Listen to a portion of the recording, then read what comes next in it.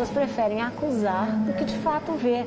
E, sobretudo, arte é representação, é imaginação.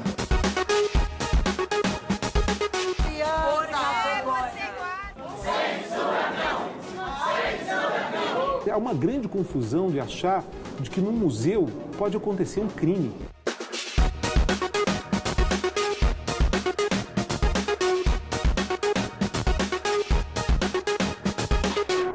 Olá, boa noite. A gente já está aqui pensando num balanço, do que foi esse ano. E 2017 foi um ano agitado para as artes visuais, talvez até demais.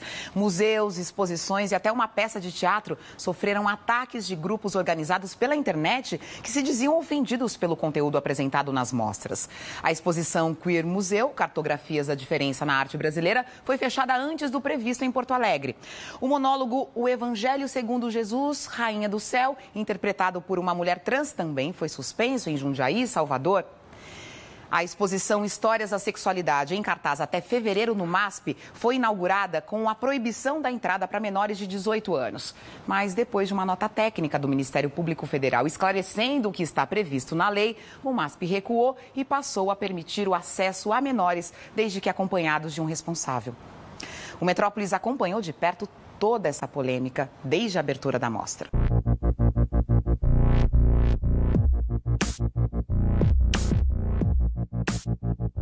É uma exposição que discute seriamente temas que são nossos e que sempre foram nossos. E que são naturais. E são naturais, porque, enfim, a questão da sexualidade é uma questão nossa. As pessoas, elas esquecem que elas nascem peladas, que elas são peladas, na verdade, por natureza, não é? E a nudez não tem problema nenhum, a gente tá falando de gente, a gente tá falando de corpo. E não é todo nu que é erótico, às vezes é, às vezes não é. Aqui nós estamos no núcleo de religiosidades, A gente sabe bem como a questão da sexualidade e da religiosidade são questões muito próximas. Então aqui nós temos uma série de obras, dentre elas essa pintura do Perugino, de São Sebastião, Flechado, que acabou virando um exemplo do martírio, um exemplo do sexo proibido e incitado. Não é uma questão apenas das artes plásticas, é uma questão de toda a cultura e não apenas, é uma questão dos direitos humanos, é uma questão de direitos civis. É o começo de uma censura e que quem viveu a ditadura sabe que não termina bem. Porque é um assunto que gera tanta polêmica nos dias de hoje, então. Se a gente tem obras tão antigas... Você vê, eu acho que nós estamos vivendo um momento muito moralista, muito normativo. E eu digo moralista porque as pessoas preferem acusar do que de fato ver. E, sobretudo, arte é representação, é imaginação, é utopia.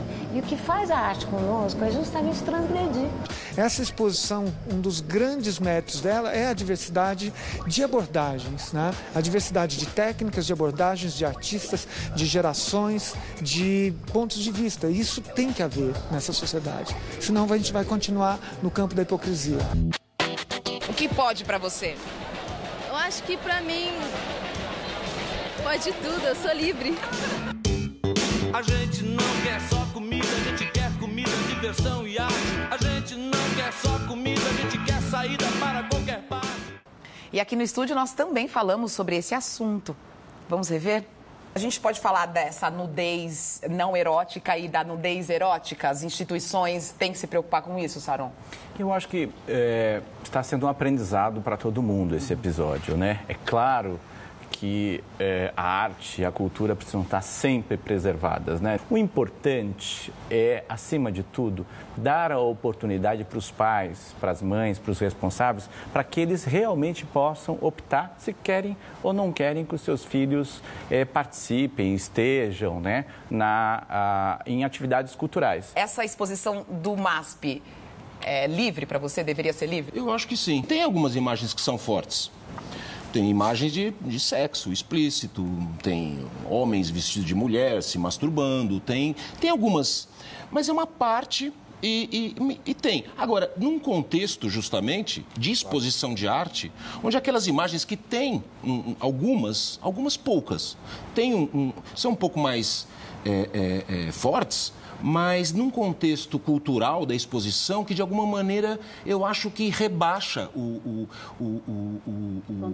conteúdo. Eu acho que coloca dentro... Inclusive o nome da exposição, Histórias da Sexualidade, já indica uma intenção um pouco educativa, que eu acho que é muito salutar. A violência não está ligada só ao problema da exposição da sexualidade em uma ou outra exposição, da homossexualidade em uma ou outra exposição, mas também, por exemplo, a sexualidade é explícita, digamos, na internet, na televisão, que se vê todo dia, e ninguém tira as crianças da sala e ninguém tira a criança da frente da internet. E nós vemos menções, digamos assim, à genitália feminina de uma forma grosseira, diariamente, e com detalhes, inclusive.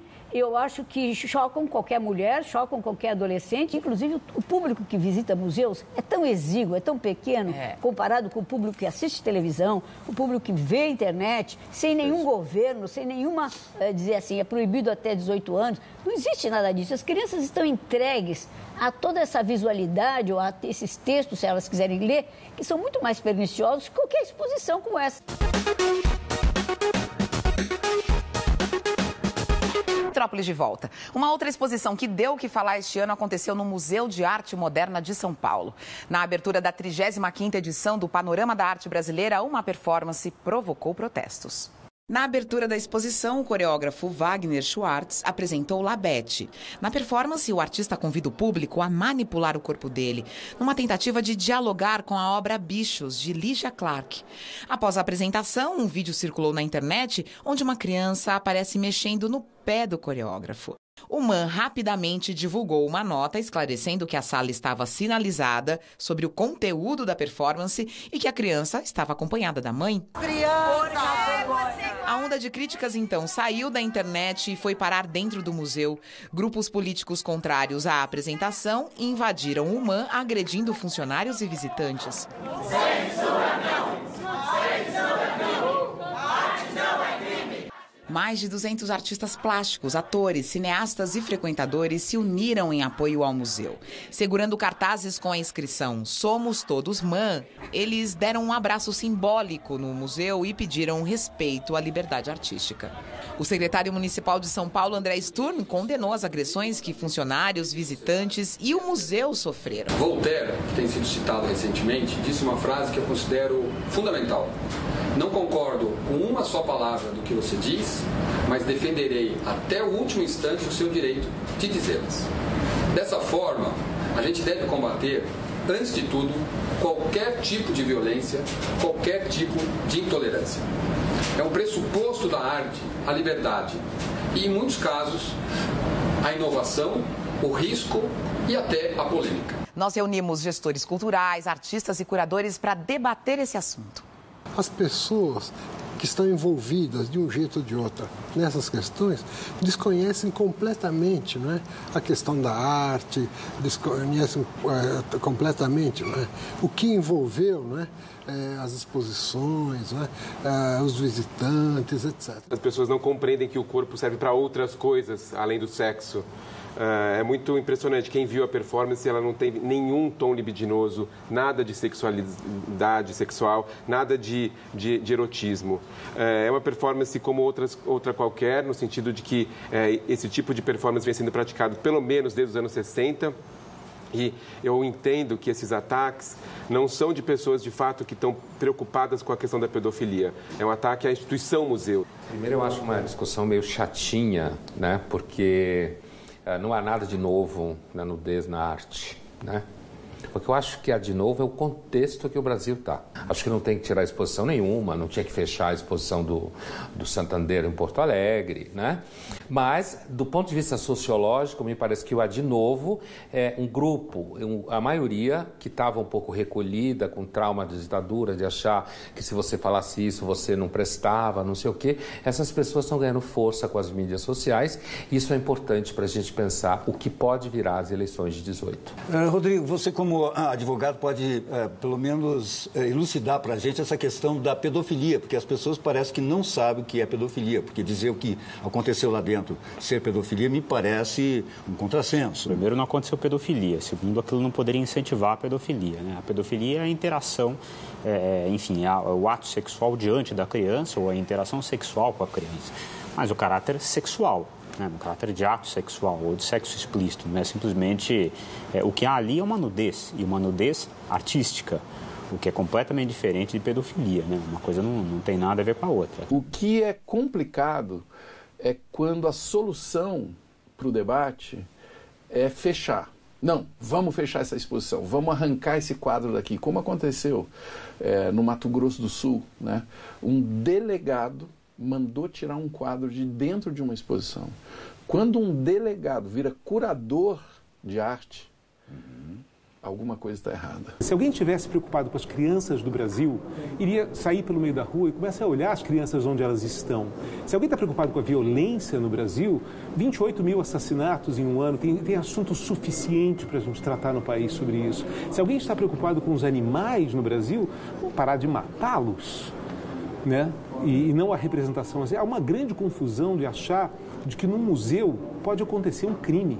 Depois de tanta polêmica, o ministro da Cultura, Sérgio Saleitão, esteve no programa Roda Viva. Ele disse que entregou ao presidente Michel Temer uma minuta de um projeto de lei que recomenda a classificação indicativa para as exposições. Em relação ao que já aconteceu, que hoje cabe à justiça se pronunciar se houve crime ou não, se aquilo representa ou não um atentado ao Estatuto da Criança e do Adolescente. É uma questão que está entregue hoje à Justiça e cabe à Justiça se pronunciar. Eu penso que, se nós tivéssemos o sistema de classificação indicativa, muito provavelmente aquilo não teria acontecido. Eduardo Saron.